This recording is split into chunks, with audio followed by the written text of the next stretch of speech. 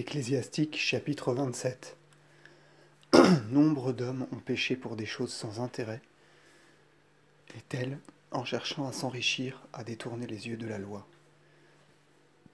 Entre deux pierres dans la jointure, il y a placé pour le planter un clou, de même le péché est resserré entre le vendeur et l'acheteur. Si tu ne te tiens avec zèle en la crainte de Dieu, ta maison sera bientôt renversée. L'ordure reste au crible remué, il en est de même des souillures de l'homme en ses raisonnements. La fournaise éprouve les vases de poterie, l'épreuve de l'homme est en ses réflexions.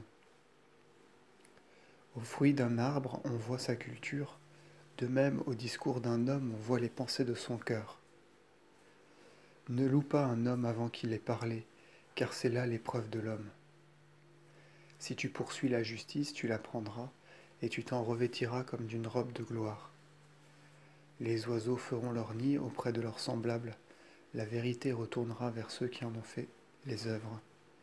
Le lion guette sa proie, ainsi fait le péché aux ouvriers d'iniquité.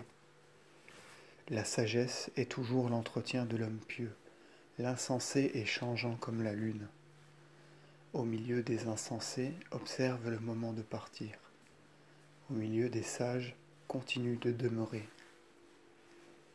L'entretien des fous irrite, et leur rire est l'ébat du péché.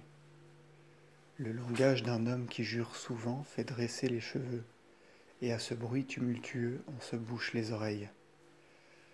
Querelle des orgueilleux, effusion du sang, il est dur d'entendre leurs invectives. À dévoiler les secrets, on perd toute confiance, on ne trouvera plus d'amis de l'âme. Aime ton ami, engage-lui ta foi. Mais, si tu as révélé son secret, ne retourne pas avec lui. Car, de même qu'un homme détruit son ennemi, ainsi tu as détruit l'amitié de ton prochain. Et comme celui qui de ses mains laisse échapper un oiseau, ainsi es-tu après avoir fait partir ton ami, tu ne le reprendras plus. Ne le poursuis pas car il est déjà loin, il s'est enfui comme le chevreuil qui se sauve du filet.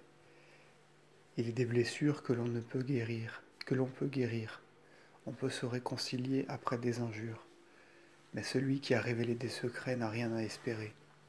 Tel, en approuvant du regard, trame de mauvais artifices, et nul n'aura songé à l'éloigner de soi. Devant toi, il adoucit son langage, il admire tout ce que tu dis. Derrière toi, il changera de ton et fera scandale de tes paroles. J'ai haï bien des choses, mais nul autant que lui, et le Seigneur le sait. Celui qui lance en l'air une pierre la jette sur sa tête. Les atteintes de la fraude rouvrent les blessures. Celui qui creuse une fosse y tombera, et celui qui dresse un piège y sera pris. Celui qui fait le mal en est lui-même enveloppé, et il ne saura d'où cela lui est venu. Les superbes raillent et outragent, mais la vengeance les guette comme un lion. Ceux qui se réjouissent de la ruine des justes seront pris au filet, et des douleurs les consumeront avant leur mort.